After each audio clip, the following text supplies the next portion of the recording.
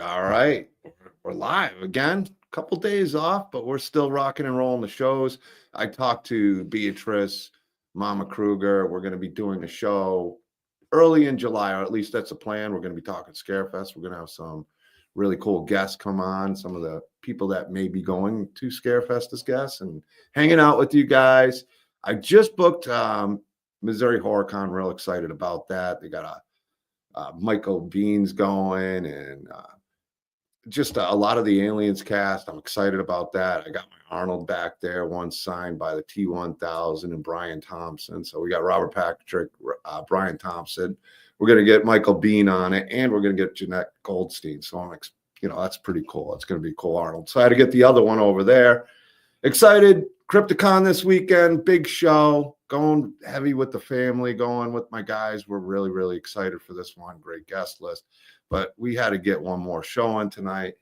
I haven't had this guy on in a while, and he's brought a couple friends with him who's going to be in the cast in this upcoming film called My Blade is Your Salvation. It's been about 2 years since we've had this man on. Let me get the round of applause ready. I'm trying to get better at this and make sure we give this man a proper introduction. So, ladies and gentlemen, the writer, I think he's directing, Mr. James Dean. Look at him. How's it going? Going well. Applause for you. Been a while, my dude, and you're still cranking out those movies. Yeah. I took a couple years. I needed a little bit of a break. I've been busy. I was finishing up a previous movie. I helped produce a different movie. So I've been busy, but we're about to start. We're officially starting the fourth film, My Blade is Your Salvation. Super excited about it. And we're kind of Missouri neighbors, St. Louis and KC. So not far. We're not far away. Well, it's further than people think. It's a good 4 or 5 hours. But yeah, I definitely I was just in St. Louis not that long ago. I got some friends in St. Louis, actually. Heather Gonzalez with Glamgoria. She has some really cool stuff. She actually makes sense for Felissa Rose, which I know you've worked with. Yeah. And she's great. She'll be joining me in Krypticon, and she's out there in St. Louis. But you know what? We've talked a little bit. You brought a couple friends with you. I have a couple of your cast, and one of them I know well. She's been on the show, I believe, once or twice before. She's worked with my good friend Ann Myrna over at Acrostar. She's been crushing it, acting and doing everything she's doing. So without further ado, let's welcome Mel Heftlin. Hi, friends. Hello, Mel. Welcome. Thank This you. time we're not Good talking to be back. Acrostar. We're talking with James Dean. Yes. Very exciting things coming. I know. I'm excited to hear all about this. And I'm excited to talk about it. No, I know. So why don't you tell everybody some of the films you've been in? I know you've worked with Acrostar, and I'm sure they've all seen you around. You're pretty popular on Facebook and in the indie community as an actress. So thank you. Let everybody know what you've been in and some things they can check out. Okay, so I have quite the film resume. I've done well over 100 movies at this point, probably well over 150 at this point. Lots have fallen off along the way, but that's okay. Maybe we'll see them one day, maybe 10, 15 years from now. A random obscure movie will come up that I did 15 years ago, and that's okay. Yeah, that's the indie community for you in a sense. You always root for things to succeed, but it's not easy, certain people do it and do it well. It's a lot easier these days. Less fall off these days. Yeah. I think it's gotten more organized. It has. It definitely has. It's, the email chain has gotten better these days.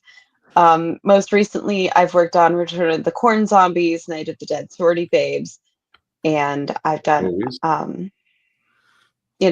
with Acrostar, and I have quite the list.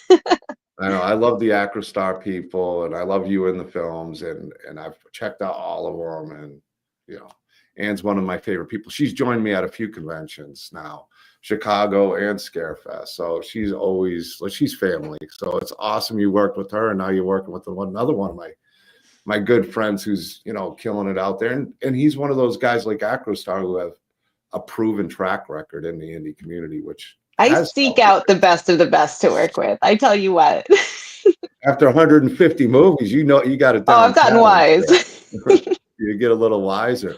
But we got another guy coming in. Hopefully, we don't get arrested. You know, Mr. GQ, as James would say. Let's bring up Brian Davis, Officer Sullivan. Hello, everybody. What's up? Welcome to the show, Brian. Thank you. Welcome. And well, no, I'm sorry. I'm kind of confused here. Well, welcome me. For I like an having introduction. me I like to be on your welcome. show. I do. I appreciate it. Thanks. So I know you worked with James and you had a smaller role in another film, but you got a pretty good role coming up here. And tell us a little bit about yourself. It's the first time I'm meeting you, some of the films you've been in and how you got started. Well, my filmography is not as vast as Mel's, but I am a fight choreographer for stage and film. So I train actors, actresses, cinematographers, directors. And, I own Logic Martial Arts and fight choreography out of St. Louis. But I've been in martial arts for about 42 years in a little bit because my birthday is on July 4th. So, and then I'm an actor as well. And I've been acting for about, about 13 or 14 years. A lot of commercials, a lot of smaller parts, co-starring, nothing too outlandish, other than Maniac Nun that I worked on with James Dean. Good movie. That's the one I saw. And I really enjoyed it. It was just hilarious. It was Brian fun. plays the master. You might remember him I because do. we made sure That's to have where his... I know you from. Yes. Yes. Yeah, that's me. Yes. Pretty sadistic there, sir. Yeah, I try. But yeah, No, that's great. I mean, it's got to be with all your training and stuff, the martial arts and being able to do the stunt choreography. It's got to add so much value to what you do, especially in the Indian community. Yeah. I love it. I used to be I used to do cage fighting for about 6 years, and I did competitions off and on ever since I was around 4 or 5. And being able to actually put it on camera, that it benefits me, and it looks better than me getting hit and getting all bloodied up and in real life. So hey, I'll do that. Me being in my 40s, it kind of hurts. Yeah, it gets a little. I'm getting closer to 50. It definitely and I used to train a little bit, but now with what I do, I landscaped and I did some training. I was nowhere near in the cage or anything, but it was great shape. Had some back surgery, been doing a different kind of less physical job over the years. And the thought of kicking something or hitting something Don't do it. actually gives me pain just thinking about it nowadays. Yeah, you calculate everything that you're about to do right before you're about to do it, and then you just come out unscathed. It just works out a lot better with you not being hurt and cracking when you wake up in the morning. So it's all good. Any more than you already do, probably. I just fold, jump down a step, 6-inch step, and break a hip. Yeah, I'm good. No, but I it's still good to do the keep kicks and yourself everything. trained. I mean, I'm sure you feel the cricks and cracks a little bit more as we get older, but if you weren't doing, you'd probably feel it a lot more once you feel it a stop lot after more. all Yeah, all the I took a year and without doing anything, especially like during COVID, and me not moving around as much. I'll never do that again. I got to stay moving, man. I have to. If I Was it don't, one of those things you fall got apart. back, you felt real good the first day, you got home the next morning, you couldn't move type deal? I'd say about the first 5 minutes, and then after that, I was good. I couldn't do nothing else. I had to work myself through it a little bit, but no, I'm a lot better now. So Good. I lost a lot of weight, and I'm fine. I would say there's two things that Brian's known for, and that is never making a post on Facebook with his shirt on, for one. That's one thing that and the other thing is every New Year's he breaks a brick by punching it, and he posts the video on Facebook as well. Because he's not good enough looking, he has to also be really good at martial arts. So but it's a brick, and it's a brick, and the brick never did anything to him, but he still punches it and breaks it every New Year. So this show was so important. We got Give Brian to people put what on they a want. shirt. I don't know if the ladies are going to be happy about that, but that's just he's keeping it PG, and he blessed us with a shirt tonight. So I appreciate that, Brian. Yeah, I'm excited. I wasn't sure what to expect. Yeah. But you know, I started writing all of He his knew what to parts. expect. I started writing all of his parts where we introduce his character without a shirt on. So with Absolution, the last one that we worked together on, the Oh, yeah, that introduction was to his great. character, he was chopping wood shirtless, and we made Yeah. sure to get him gleaming. And Stop laughing, Mel. Yeah. Hey, it was a good part. I was Officer like, Sullivan, where's your shirt? Officer Hmm. Sullivan doesn't wear shirts. gray hair and everything. I was like, well, there we have it. So we got this movie getting started. You're raising funds on it now with the Indiegogo, right? yeah. It's we're about to hit 35,000 with the Indiegogo. I'm pretty excited. I feel like Amazing. we're doing well so far. It's a lot of work, and it's just a lot of outreach, and everything with indie film is a lot of work. I mean, Well, you've interviewed enough people, you 35,000 know is that's a great. reoccurring theme. I mean, it's Well, not easy for a crowdfunding to hit 35,000 nowadays. So big congratulations on that. I'd love to Thank see you. it hit 40 and 50,000 and be Yeah, able to. I would love to see it hit higher than that. I'm not gonna lie. So the campaign will officially end July 4th, but that just means I won't be as upfront and pushing it every single day like I am now. My goal is to continue to raise funds all the way until we shoot. And that's a pretty regular thing for anyone that wants to hit a much higher number. So yeah, that's my goal. I'm excited because we have a lot of fantastic people around us, including Mel and Brian, and like just having everyone and the talent level. So I know you didn't ask this question, but I think one of my strong suits is bringing people around me that are just so freaking talented. And I think that the two people on my screen that are below me, Mel and Brian, thank you. I think those are like exhibit A and B. I think just bringing people around that are so freaking talented, they can um, elevate everything you're a part of. It just does so much, you know? And so, yeah, I'm excited to work with everybody. And I'll be happy when the campaigning is over and we're into the filmmaking for sure. Well, Brian left. He must have had to go take off his shirt or something like that. I'm sure he'll be back. Yeah, But probably. I think it's great you're teaming up with Mel. This is the first time you're working with Mel. It is the first time. I saw I saw Mel. So I have a friend that has worked with Mel a few times, or at least once. On the last film, Newt Wallen. Oh, Um, twice. Twice. Okay, yeah. And he had messaged me a couple times, and I think I told Mel this, but just singing her praises and saying you really need to consider her. You need to check her out. She's just amazing. He's And just so good to me. well, you know, the other thing is I don't care how talented someone is, honestly. If they are a pain in the ass on set, I don't want to deal with it. And Newt knows that also because he is a pain in the ass on set. No, I'm just kidding. I'm just totally kidding. I love Newt. I do love Newt. But like, you know, like having the talent is one thing, but also just being very friendly and open to collaboration. And I got those vibes from Mel very early when we talked. And she submitted, and I was like, okay, yes, this is like everything is really, really good here. So I saw Mel in a trailer. I don't remember the filmmaker's name. Is it Bobby Canopy? Am I saying that wrong? Knight. Big shit. Bobby Okay, Knight Jr. hey, but at least I was on the right track. I'm so proud of You're myself pretty right now. close. I've been saying his name wrong in my head every time I see it on Facebook. A movie called Pig Shit.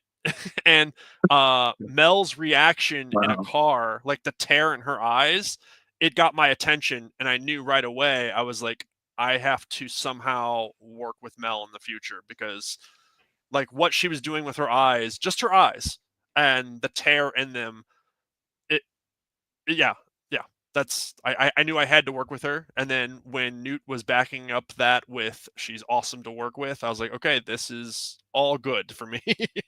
She has great screen presence. Every time I've seen her in a film, she always kind of kills it. So great job there, Mel. I'm a Thank fan you, as guys. well. So I Thank can you. understand James's excitement to have you on the cast. And I'm sure he's got something special written for you.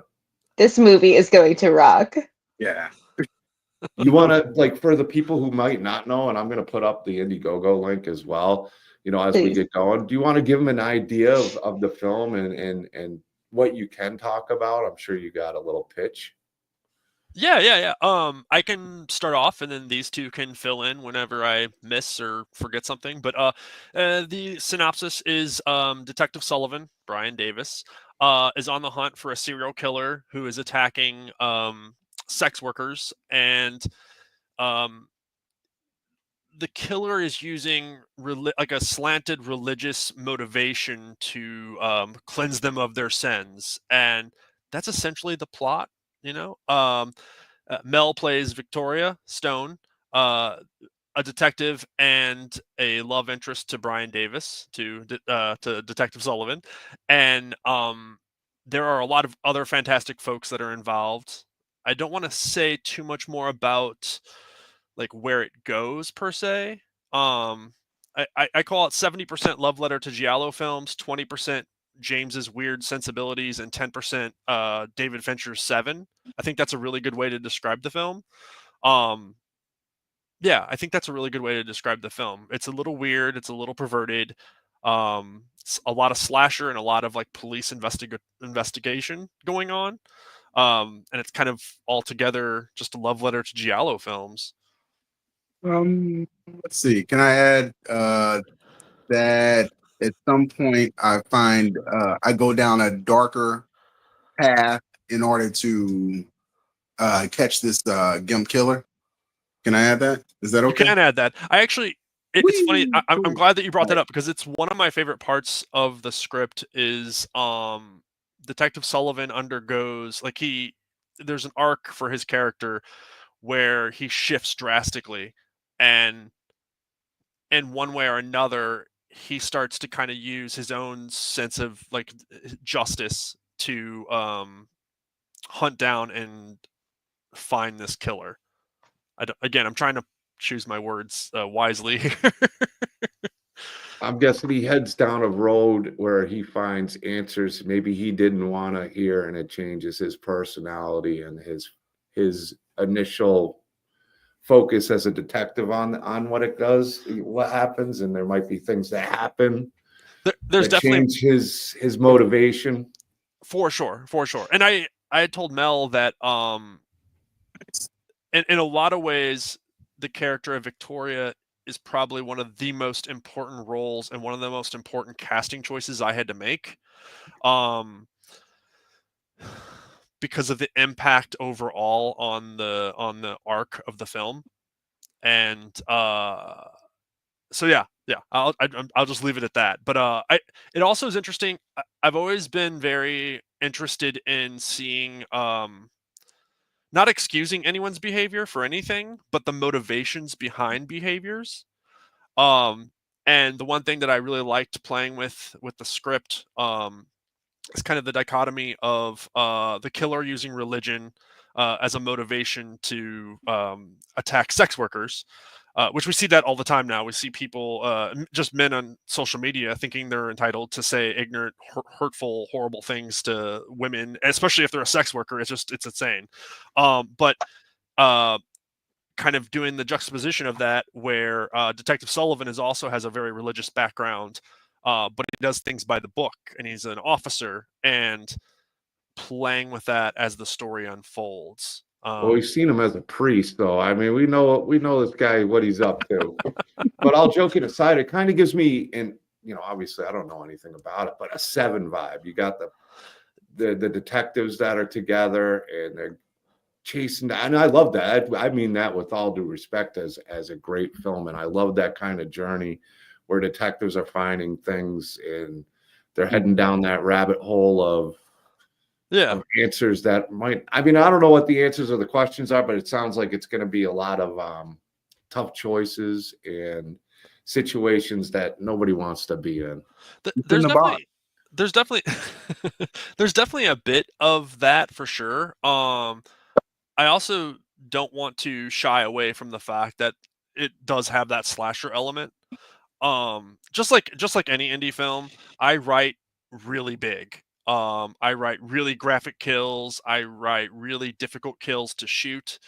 And then depending on our budget, we have to adjust. So, but there will be there's a huge slasher element to this film. And I feel like that's a lot what Giallos was like half slasher, half investigation, you know? Mel, am I missing something? You read the entire script. You're part of the project. Do you have a take on this, or yeah, because you have a different perspective? I'm just so scared to spoil anything. Me I'm too. just Me too. excited to be involved, and I don't want to say the wrong thing because I'm just like so ready to like get into it that I'm like, you know, Yeah. like, oh, let me just erase. Oh, can't. We're live. You don't want to be the Tom Holland of the cast. Exactly. So she's probably sitting back going, I hope they just keep talking. I can't spoil. I'm like eating it up. Well, without trying to put you in any spoiler situations, is there something that drew you to the character that you're playing, that he gave you the script, and there's like something you really, without, and you could take your time to think about it, but is there a certain personality trait in the character that you relate with? Like, is she a real family person, or is there really not much we can say? Okay. I'm trying to get Mel in trouble. You are. I think Victoria just, you know, she is her own person, and you know, she's got her career going, but she also like stands behind her man and is just very comfy in this relationship. And oh gosh, I feel myself You're starting good. to roll. You're doing good. You're doing good. So you like the foundation of the character and where she starts as a person and Yeah. her character. She seems extremely type A, which is a little bit, you know, not who I am as a person, but like who I would admire as a person. So I really like that about Victoria. And, you know, this whole department that she works at, like they are such a family, and I Yeah. find that fascinating. I absolutely imagine that to be how it would really be in a department like that, and I just think that's really cool. Like all the inner workings of it is just so cool. Well, I think I mean, I'm excited because I know what James, like he said, and one thing that always stands out is he said, yeah, it's going to be this, but it's also going to be a slasher. I think I remember from talking to him, it was kind of like, so when you had bloody scenes, was it like more blood? Because I know they got really violent and really bloody. And I'm guessing this is going to have the same amount of blood, or are you going to try to outdo some of the other films with the blood? It depends. I mean, like, you know, like. Sorry, James, I was there. No.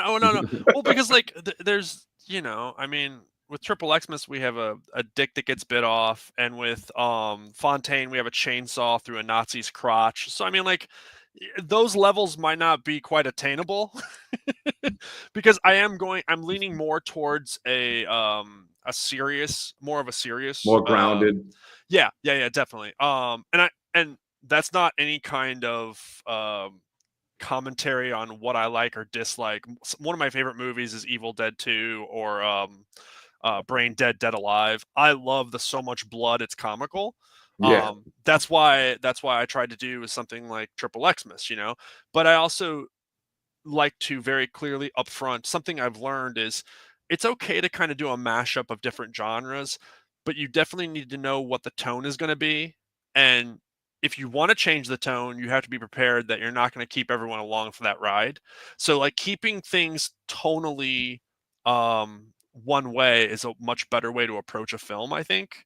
And keeping it realistic and grounded is the goal for sure. And part of my job as the director is if someone shows up and they're thinking this is Triple Xmas, is like, okay, we're correcting that. Like, I want you to have fun here. I want you to be able to collaborate and bring your own performance and bring this character to life, but it still can't be crazy over the top, you know?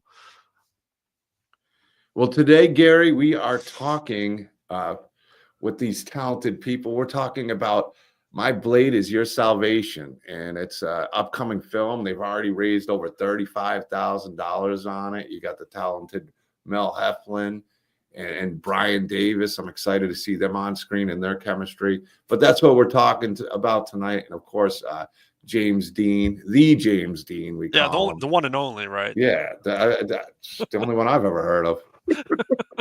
We also have we have Felissa Rose playing Captain Harris. Super excited to have her back. This will be the third time I've worked with her, and she's just fantastic. If you've ever met her, she's just amazing. We have Lynn Lowry, who's coming in to play Margaret. I've never worked with Lynn before, and I am really excited to work with her because she seems like a complete sweetheart. We have Jessa Jupiter Flux, who's coming back. I worked with her on Triple Xmas. I think Mel, you know her. I've met Jessa. I met her in person. Yeah, Jessa's just she's a fireball, and I mean that in the best way possible. She will blow you away in every way possible. Morgan Thompson Millam is coming back. She's playing Samantha. So we have we also have Jason Crow. We just have so many people involved with this. I'm not going to be able to check off every person that's in the film, but as far as indie film goes, I'm very happy and very excited about everybody that we have involved. And if, as we reach the next stretch goal and on, there's going to be a few more announcements to come, but we're going to keep that we're going to keep that close to the chest for right now, I think. We're not doing any spoilers on here. No. I'm just kidding. I'm going to try to get it from Mel. Oh, no. Well, as far as additional cast, I don't think Mel knows. I might have mentioned something to her. Don't tell me. Don't tell me. Okay, that's fair. Thanks for the advice. So, I imagine you're shooting in St. Louis again. Yeah, we are. Yeah, we're looking at mostly January for the bulk of the shoot. I think we'll do a couple scenes in November and December, and those will be for primarily local people. It'll just be easier. With the holidays being those months, I didn't want to try to mix it up and make it too difficult for people coming out of town. And yeah, it's just too much logistically. Dress warm, you two.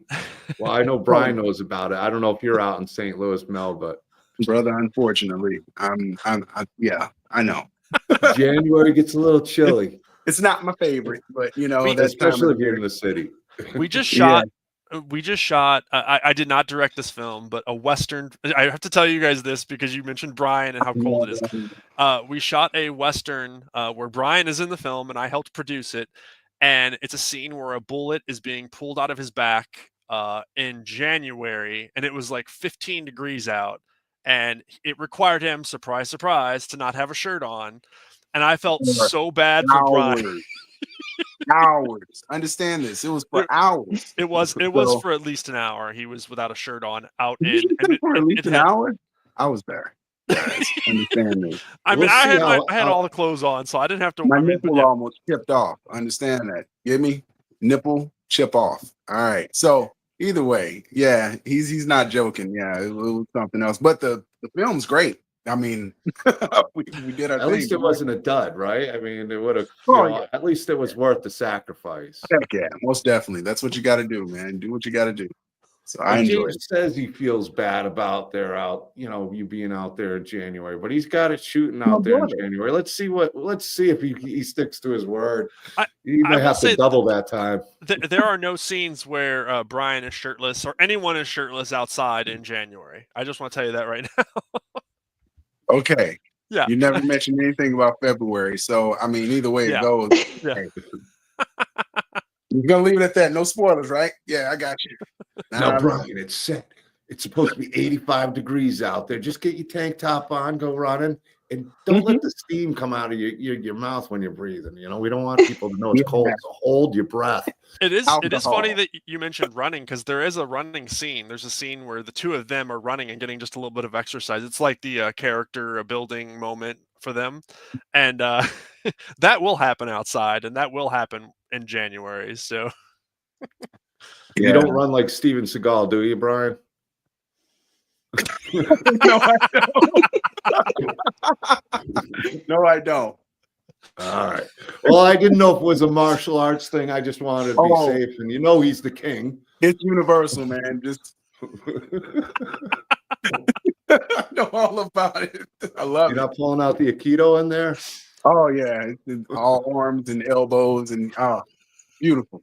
It's beautiful. It's I better artwork. be careful. You never know. I go to a UFC event, Steven Seagal sees me, and I heard you talking smack, and I'll get Aikito'd. Just give Don't me need a that. call. Give me a call, and everything's okay. I think I can outrun him, especially now. Most definitely. I don't want you to be. And I'm not even saying I mean, I probably like pull a hip, like I said, a hammy, and I still think I could outrun him. You gotta listen for the breathing. You know, the deep breathing. That means it's approaching. So just make things happen by making a call to somebody. You know, get some help. You know, a banana, something. You know, potassium works. Here, got a treat. Got a treat. Oh, Well, he is a cop in a sense too, so maybe some geez. donuts. Yeah, that was bad. I remember that. Yeah, that was a bad situation. I remember that whole show. My dad wanted to watch it. He was like, "Oh, it's Steven Seagal." I'm like, "Yeah, that's not Steven Seagal. That's not Steven Seagal." I remember. He looks like yeah. a totally different person, but Yeah? I heard he's always been charming. So Oh, hopefully someday you can work with him and he can teach you some stuff. can't wait. I'm lying. Here we go. We're picking on poor Steven Seagal. Yeah. We're picking. Yeah, we're picking it up. Yeah, sure. No, I will say my stuff is authentic, and I've definitely got a great background, and I can prove it. So, I believe you, and perfectly that goes a long way. Like we're talking about with the indie community, I don't know how many action scenes there are, but to be able to pull off the right fighting moves and making it look where you actually know how to punch, and being able to teach somebody a simple, a jab or just the motion to make it work. It's got, it goes a long way, because I've seen a lot of indie movies and you don't have that stunt guy to show them. You don't have that. Yeah, I've seen some too. coordinator. Yeah. I've worked on some, and one of the things that in the past I've noticed that when you have a green cinematographer, they really think that they know what they're doing, and they don't want to work with you. It's always a problem. It's truly Brian, I don't need your help. I got it. Yeah, we're handling it in post all the time, and I'm like, stop, dude. Please don't do this to me. So that's why I like 2 working weeks with of karate down at the James. YMCA, and I know my stuff. It is interesting how much I've learned. True. I would never have said 5 or 6, 7 years ago, before I met Brian, that I really enjoy directing action sequences now. They're fun. I could definitely see just directing an entire action film, but it's not just how you throw the punches. It's not just the movements and the reactions to them. It's stacking, and that is where the camera goes, because it doesn't matter how good. It doesn't matter how many times Brian pretends to hit you and how many times you pretend to act like you were hit and how well you both do. If the camera's right there showing that he completely missed you. So knowing where to place the camera. And then I've even had instances where I was working with a newer actor and they were supposed to hit a female and they were just so uncomfortable. They kept pulling their punches. And I get it. I would feel absolutely horrible and weird about doing something like that, for sure. We had to move the camera a different direction and hide the fact that he just wasn't committing to it.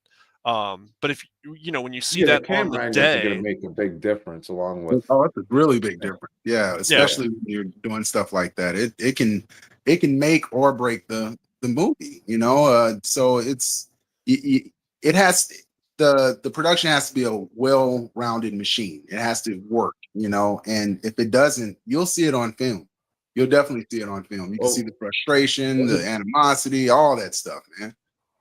Was it The Dark Knight where he's out on the rooftop? I think it was. Well, it was either that or the third one where, he's doing exactly the scene I'm talking about. The stunt guy who was supposed to get hit, he didn't know what to do, so he just falls. And now I can't watch that movie and not see it since somebody pointed it out. It's like, oh my God. Oh man. I hadn't noticed it until I what was it? What is that show? Watch Mojo. I think they had it on there, and I happened to see it. I was like, "Oh man!" So I go back to that part in that film, and I'm just like, "Man, that's bad." Once you see it, you can't unsee it either. Yeah, Yeah, definitely. Whenever I'm watching any type of action movie, when I first watch it, it's homework. Then the second time I can actually enjoy it. So I'll pick it apart to the fullest, and then right afterwards, I'm like, oh, it's not a bad movie. I know what the plot was, but Do you have an outside of ultimate that, favorite? Like what's an that? ultimate favorite fight scene that was choreography with the choreography and it was put together? Like, do you have an all-time favorite fight scene from any movie? Oh, nobody's ever asked me that. It's so many at 46 years old now, soon to be. How about Ong Bak, Tony Jaa? Yeah, Yeah, can't go wrong there. yeah. That would be one of my all-time favorites when he's going up the steps, the stairwell, and then the elephant scene right at the end. He sees the elephant skeleton hitting everybody with the tusks.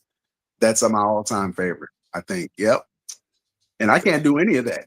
Can't go wrong with it, though. I mean, like Jackie Chan did so much great stunt work back in the day, Definitely. Bruce Lee. So that's why I had to ask you if there was one that just like, yeah, it's just so Well, good. it depends on the genre of film. So you have comedic action, and then you have serious action. So I can't. I'd have to separate it, because Jackie Chan, bar none, is like the best when it comes down to comedic action films.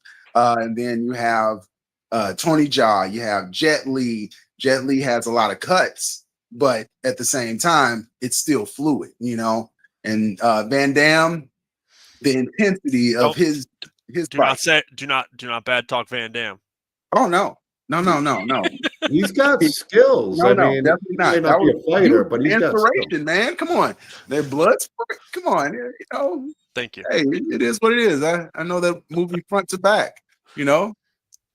Yeah, I was born in '76, so that I grew up with Jean-Claude Van Damme and our hero. No Steven retreat, no Seagal. surrender. Yeah, so it's There's- all good. I get it. Both Brian and Mel in this film have different moments. Mel has a scene for sure. Brian has parts of a scene that's like very heavy action. And I think Mel's in particular is going to be really tough, but also like rewarding. I don't want to say too much about it. Brian may or may not tackle someone through a wall depending on how much budget we have, like what level of budget we have. But we couldn't afford a fake wall, so he's going to have to throw you through a real one now. I mean, I figure if he can punch bricks and break him a wall, it's right? pretty simple, right? I mean, no props for the man. Make him work for it. Make him really break. It was going to happen anyway. As long as it's on a Tuesday, we're good. Don't worry about it. I got you. Okay. I'll make sure to make that happen, Brian. Backing me on this one. I get it. It's all good. So Mel, how do you like doing action scenes? Are you excited to work with Brian and maybe learn a few things? Action scenes are some of the most fulfilling scenes for me to film. They're as it goes, I just get more pumped up. And it's really exciting. Like I'll get down and do a few push-ups real quick just to get, everything popping a little bit. Like I have a lot of fun with it. That's what's up. I heard you I had already heard that you had a martial arts background. I've only been doing it for like a year but I go for my green belt next week. That's what's up. What's the background? It's karate. I believe it's taekwondo. Taekwondo? Okay. Mm-hmm. That's what's up. Yeah. Cool beans. Yeah. We have to work. Brian doesn't even have a belt. He just has a sash. So, because I used to tell everyone he had a black belt. He's like, I don't have a belt. I have a sash. I'm like, what the hell's a sash, man? I mean, okay. I mean, he can still break bricks and he still looks good without a shirt on. So I guess it doesn't matter. But wind, sashes are, when the wind blows, it's cinematic. And I'm like, shit, I can drink a soda at the same time. It's awesome. I got it. Yeah, you understand? Yeah. The one thing that I think is going to be really fun also is the guy playing the Gimp Killer. He was in Triple Xmas. He played Jackrabbit. His name in real life is Sean Scott, and he brings a level of intensity. And he also has a background in MMA, and he also has a background with competitive weightlifting. So like he's a big dude, and he's not afraid to really put forth that presence on screen, Very which is great, especially with Brian there. So I feel a little better about the whole thing. Yeah. Well, that could be He's a interesting really between the fun two guy, of them yeah. having those kind of skill sets. I mean, that could be a Yeah. lot of that could be one of the best action scenes ever, huh? And he's a gymnast too. Oh yeah, I forgot about that. Yeah, Yeah. So I had I cast someone a long time ago who had a background in parkour, and I didn't know he had a background in parkour, and I gave him like 4 or 5 lines of dialogue, and it was a short film. And after we wrapped the short film, he's like, James, I can do a few things. And I'm like, what do you mean? And he shows me all these videos, and dude runs and literally can like do a flip over a car with touching it with like 2 fingers. And Yeah. like, this is not exaggerated. And so the No, very next it's thing not. we did was a feature film. And I was like, bro, I hope you're ready, because you're going to be doing fucking flips off of everything now. And he did. I mean, like, we really amazing. I learned a lot on Fontaine. Oh yeah. So you watched it. The character of Sam, who does the flips in the hallway. He's his skill set as far as parkour is nuts, but like, if you don't talk to people and know what their backgrounds are and what their strengths are, you can't really lean into those things if you don't know what they are. Yeah. And yeah, it's so we'll be relying on Mel's Taekwondo experience. It's going to be a good time. Did you just Chuck Norris shop? Did you just thank Chuck Norris? Did you do one of those? Yeah. I don't fight. I would just call you. That would be, or maybe Mel. If Mel's here, I'll be like, Mel, take care of this for me, please. We're good. I got you. Just hire them both. They need to work up that chemistry anyway. That's true. And it's so funny because I'm like 6'2". So Mel, I think you told me you're 5'5" or 5'4". I am. So like, I'm I was 5'5". like, Mel, come protect me, and you'll be like, right here. I'll put some heels on so that way it won't look as bad. Yeah. But so I mean, I'm pretty excited about this one. The more I talk about it, and I'm excited to see what Brian does more, because I did get a chance to watch your scenes, and you definitely have the chops of intimidating and scary. And as a cop, I could see you getting your point across. Mel, I know you're going to kill the role. I mean, I've seen you act quite a bit now, and I'm interested to see the chemistry. I'm interested, without spoiling the script that you guys have all read, but I mean, the fact that, Mel, you said you're really excited about this script and you think it's going to be a really good one. And Brian, you saying the same thing, and I could tell, James, you're super excited about this one. Is this the one you're most excited about? You feel like you've done these other movies and you've learned.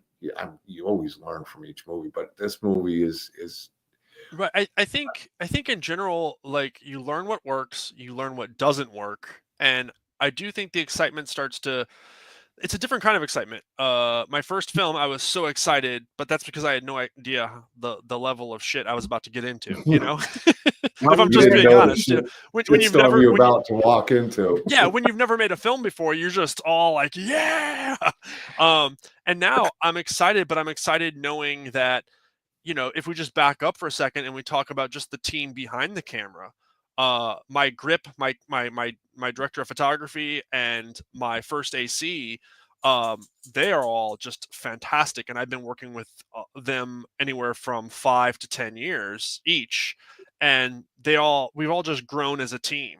So between the pre-production end of things, where we have meetings every week for hours upon hours just to discuss every scene, and then when we get on set, we have such a great shorthand that it's just like, yeah, let's do that, let's do this. We already have the entire day planned, and shit can happen. That's indie film. That's any film. I think stuff will come up, but like, there's a level of excitement, and also they're just like my family.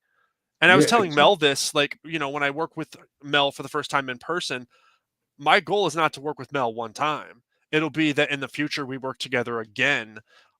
Because like, I do view it as family, and you grow and you learn together, and then you see what everyone's strengths are, and then you just, that's exciting to me. Just reuniting with my family and having fun and making something that's pretty fucked up, because most of the things I make are pretty fucked up in one way or another.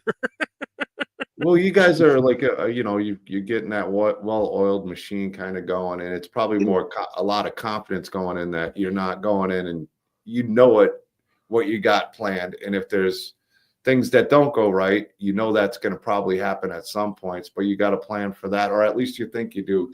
You'll be able to adjust a lot better than say the first time on set For and sure. forgetting your umbrella for that shitstorm. No, for sure. And there's, the one thing that I have learned, especially I think on Triple Xmas, is it's amazing to have all these great grand ideas and all these super creative kills. But if you go in with too big of a grand plan, with a budget that is literally 1/100th of a film that you're trying to not replicate, but you're trying to play in that same field, you're setting yourself up for disaster. Because you're not going to be able to. And like with Triple Xmas, we cut a whole car scene where Santa was going to get ran over by a car, or he was going to get hit by a car. And the day of, Brian was going to help work the stunt. We'd already done a stunt pool before we knew how that worked. We had it all planned. But the day of, there just wasn't enough time to safely practice it before shooting it. So we just cut that entire thing because for me, um, it always comes down to safety first. And Brian knows this. And I tell him, when you're a director and you're trying to tell this Yeah. story, especially when you're green, you want to tell this story and you're so excited about it. And as much as you care about the people, it is easy to forget that these are real human beings and they have, real soft parts of their body that can get hurt. What? And and that also translates to any kind of sex scenes or nudity. These are all safety issues, and if things aren't properly discussed and planned and just approached in a safe way, it can go bad real quick. So like making sure that you have all that planned and talked about in advance. But I've had Brian, and I've told Brian, come to me please if I'm doing something that appears unsafe in a fight sequence. Come, please stop me. Like I feel like I'm at a point now where I'm pretty good at stopping myself, but still, it's always good to have someone like Brian there, where he may approach me and be like, "No, we're not doing this. This is not safe." No, I'd rather He's not Brian do lying. that. I'd He's rather really not lying about it. Yeah. Everybody needs that walking conscience next to him. Believe me, especially directors, because what a lot of fight choreographers call it is a director's high, and they kind of get that tunnel vision. They're like, "Screw you, do what you need to do. Screw you, do what you need to do." But he doesn't have it. He has moments, but it's not even close to some of the productions that I've worked with.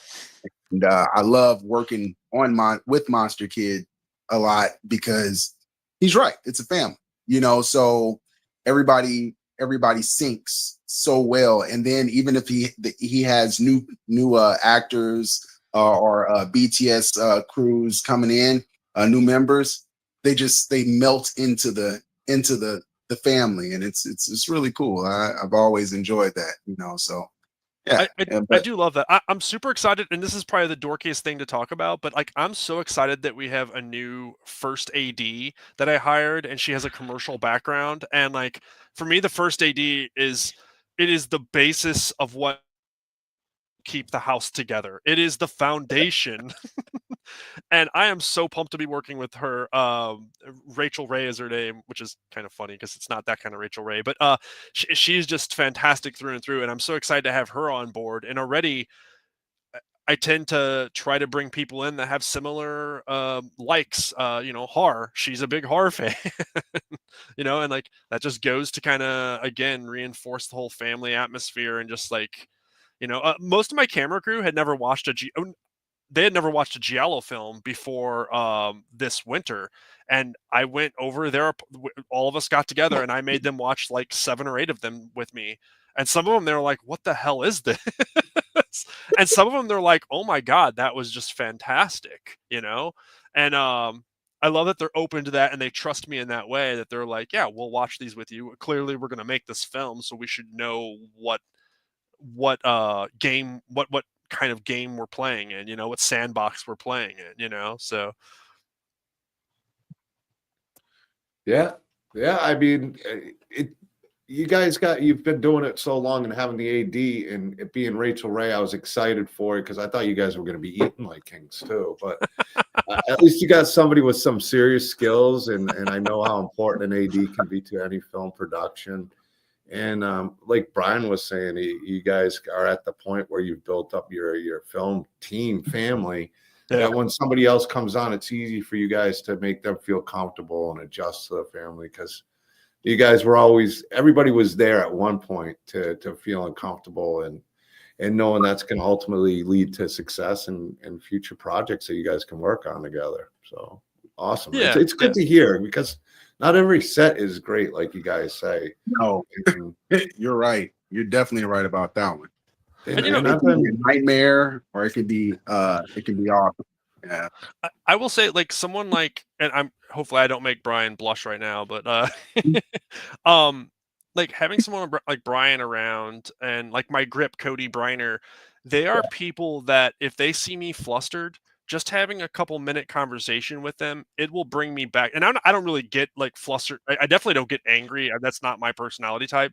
But it's easy to get stressed when you're trying to do stuff on a very limited budget and you're really trying to make your day and everything. And having someone like Brian or Cody Briner and probably Mel, hopefully Mel, having them around and just being like, hey, let's take a second, let's go grab a bite, get something from Crafty, and let's just take a second and we'll take a breather. And Brian straight up saved me from vomiting on set of Fontaine. He doesn't even know this, because we had like 40 people on set my first film. 40 people were on set, and I'm like, what the fuck am I doing? Like, why did I decide to do this? Oh, that's new to me, man. I had no clue. I was close to I'm just adjusting my pit bull. She's trying to get my attention. Stop, please. Go, Kate. Go. All right. So I'm okay. Everything's fine. All right. Yeah, I had no clue, man. I mean, but I just whenever I'm on set, I want everybody to be comfortable, because like I said before, everything shows up on film. Yeah. Period. Regardless of how much you try to cover it up, it's somebody that sees it. They see how a certain person reacts to that one actor or actress interacting with the other, or the action scene, and it makes a really, really big difference. And especially if the director's flustered, no, come on, it's a done deal. And he's the heart of just about everything. You better keep your shirt on, then. You don't want me to get flustered, Brian. Man, I know. Just give me a minute, okay? It's cool. Cool, man. I do low key. I'm gonna give you a heads up. The only person you will see me openly flirt with on set is Brian Davis. We have an agreement, so just so you know. I got 4-year contract. I apologize. It's a good thing I'm not a jealous person. It's cool. Right. Don't worry about it. I got gun holsters with no guns in it, so I need your help. All right. But so I did. If you don't mind, I did have a question for you, Mel. Absolutely. Did James force you to read the script? Because he forced me to read the script. Okay. So I just want to know. Really? That's no. But he did tease me a little bit. I got my sides, and I'm like, this is what you're leaving me with. This is a page and a half, and then it normally takes me a lot longer to read scripts, because I'm constantly reading, probably 4 scripts a week, and I'm like, I have to carve out time to read this, because I was left on like a cliffhanger, and I needed to know. See. Now that right there, that response is exactly how I felt. I was like, I got so much stuff I got going on. He's like, you need to read the script, man. If you don't read the script, everything's over. Don't even do it. I think what I said was, if you don't read the script, I'm gonna recast you. Was that it? He knows I'm joking. It was bad. I was like, God dog it. I literally had to find a quiet place for me to do it, because nowhere I'm around it's quiet. So I'm either on set or at home with kids and 4 dogs, or at the studio teaching, or drawing up a storyboard for some production. So yeah, I'm there with you, Mel. So you get it. All right, cool. This is gonna be great. All right, I'm excited. I'm posting a link up, so if I look like I'm thinking real hard, I am. I'm copy and pasting. It's very difficult for me. I And kind of trying was to have a worried that we were conversation. hijacking your podcast. To Well, be honest, no, I want you to. Well, it wasn't posting on Facebook, so I dropped the link on Facebook, and I actually forgot to share it to the group because it's on the page. And I hate StreamYard. I hate you, StreamYard. Not user friendly. But it's been, it's been such a great time catching up with you, James. Yeah. Mel, welcome back on the show. I'm real excited to see you working with James, and I've enjoyed watching you with the Acro Star film. So it's two great filmmakers that I've been watching for a long time and doing some great things. And you guys linking up's awesome. Brian, awesome sitting down and talking to you, man. I'm real excited to see you guys on screen together. I'm really excited. I'm excited as well. Yeah. For My Blade is Your Salvation. I love the concept of prostitutes getting murdered, detectives on the case, and a bigger Like story. Thanksgiving, you know? Yeah, it sounds interesting. It really does, and I definitely want to have you guys back on when it gets released and maybe talk to everybody about it. Yeah, I think that'd be real fun. Yeah, absolutely. How does Absolutely. the end of the show I get attacked by a pit bull? I just don't get it. It's not what it's supposed to be. It's supposed to be me signing off and like, all right, everybody, have a good one. No, I got a pit bull biting my ankle. Horrible. Well, now we have to see the dog. I know. He doesn't want to be outshined by the dog. Everybody knows the dogs get more love than anybody else. Oh, There he is. Oh, Yeah, she looks that's a at- good looking not. pup there. Yeah. And then there's the German Shepherd that really not paying any mind to anything. But yeah, that's what I've been dealing with all this time. She's nothing but a walking bicep because she is Well, strictly we couldn't even muscle. tell, and that's that's showing your skills as an actor.